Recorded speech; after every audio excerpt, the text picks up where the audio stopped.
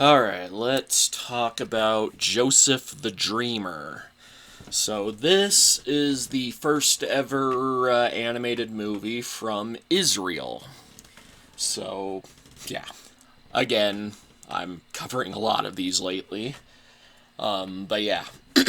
So, this is based on the story of Joseph from the Bible. So, I guess that's kind of an appropriate movie to start off with in Israel. And it was directed by Yoram Gross, Polish-born Australian film and television producer. I guess he did a lot of things. Most notably, Dot and the Kangaroo. I reviewed that before, and yeah, I think all the little spin-offs. And then he also did a cartoon called Blinky Bill, the Mischievous Koala, which I actually do remember watching as a kid. So yeah. So this is a stop-motion animated film. Yeah, yeah. The puppets were homemade. It looked almost clay, but yeah, yeah, they were puppets. Anyway, so yeah, the story is the movie's about Joseph, who is the second youngest of 12 brothers who live with their elderly father. And yeah, Joseph is basically the old man's favorite son, which makes all of his older brothers jealous. I guess his one younger brother is a lot more humble, probably because he's like the old man's second favorite, I guess. But yeah, the other brothers are jealous of him, and they are total jerks. And they basically, so the father sends Joseph out to go hunting or something, and because he just came of age, and then he gets ambushed by his brothers, and they throw him down a well. And then one of the brothers kind of has a change of heart, and he decides to save Joseph from the well. But then he ends up getting, he ends up getting pulled out of the well by these Egyptian slave drivers, I guess, or slave merchants. And then he's sold to like this pharaoh, or yeah, I think it's the pharaoh of Egypt, and yeah, at first he's a slave, but then he kind of gains the pharaoh's trust. He gets he gets a little bit of authority, and then there's a little thing with the pharaoh's wife where she starts hitting on Joseph, but he rejects her, and then she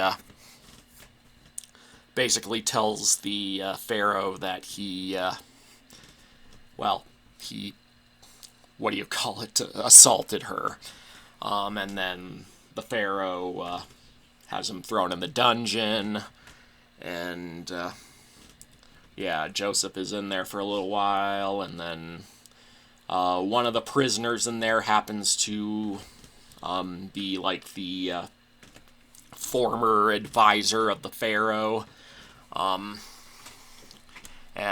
he has like a dream that Joseph analyzes, because like pretty much the thing throughout the movie is that Joseph is he like has these really vivid and, profound dreams, and I guess he becomes an expert at analyzing them, you know. Yeah, classic psychiatrist, I guess. So yeah, he analyzes the advisor's dream and tells him he's going to be let out and get his job back as the Pharaoh's advisor. And comes true, it happens, and then at one point the Pharaoh has his own weird dream, and nobody understands what it means, so his advisor tells him about Joseph in the prison, and yeah, how he managed to analyze his dream. I guess it's more than just analyzing the dreams. It's kind of, the dreams kind of serve as,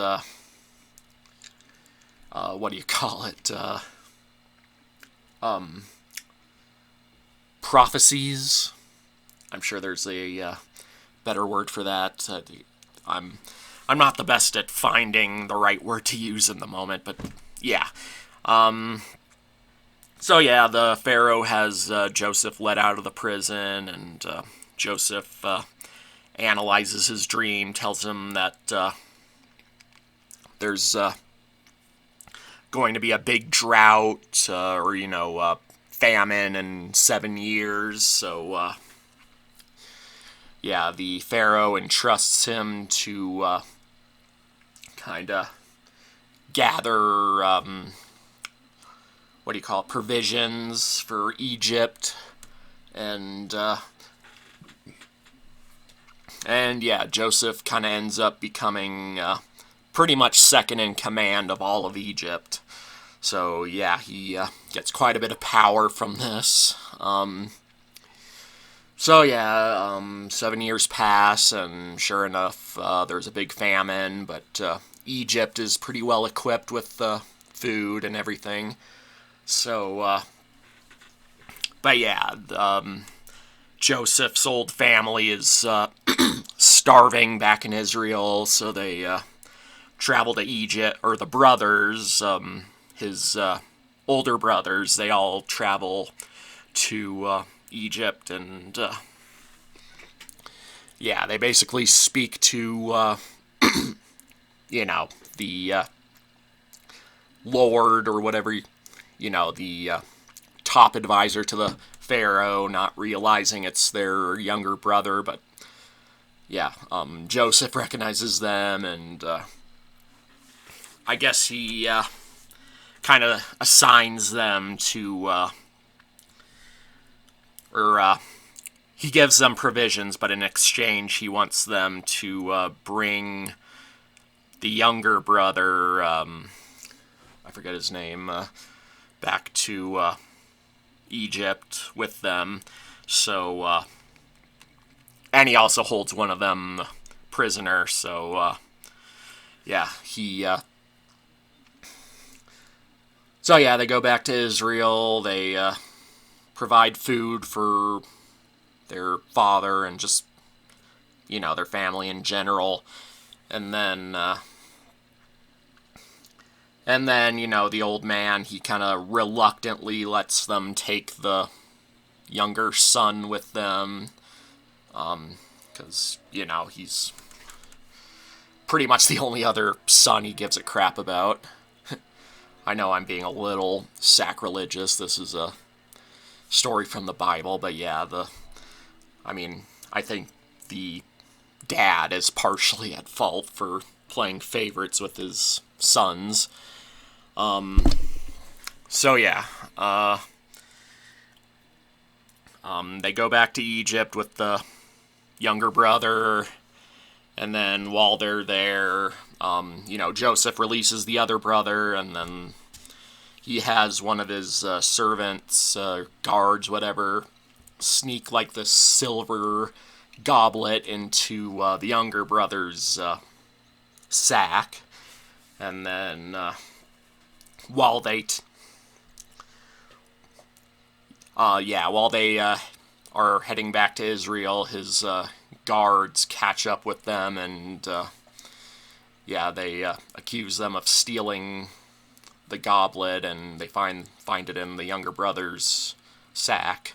So they all go back to Egypt, and he says he's going to execute the younger brother, but the older brothers basically beg to spare him, and one of them, probably the eldest of the bunch, offers to be executed instead, and and then that's kind of their way of being reforming themselves, redeeming themselves. So Joseph reveals who he is, and then he lets them all go. He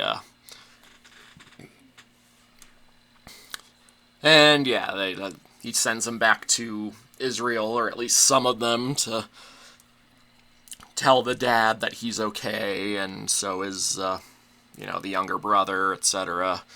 And the movie pretty much ends there. So this it's an interesting story. The stop motion animation is good. It's not the best I've seen. I've seen quite a few with some very stellar stop motion, and this one was kind of simple in comparison. The story was told well enough. Otherwise I wouldn't say there's like a whole lot to the movie, but I don't know. I think it was perfectly fine. Like, I think it was good enough to that it was I'm glad enough that I watched it. I can't say a whole lot about the animation. It's good for what it is. Not the best I've seen, but still, it's good enough. That's pretty much how I sum up this movie. It's good enough.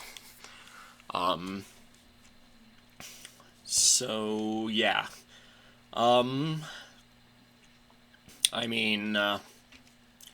can't think of a whole lot else to say.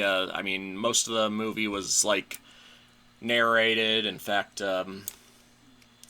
what I watched was, a re-release that was from 2002, and it had some, more modern voice actors, English ones, providing voiceovers, so, and, aside from that, it was good. Not great, but good. So, I guess I would give this movie a 7 out of 10, and I guess you can feel free to check it out if you're interested in any way regarding, the story, or, Yoram Gross in general. And, I guess as usual, if there's anything else I need to add, I'll put it in the comments. And that's about all I have to say for now, so Mash it and smash it, signing off.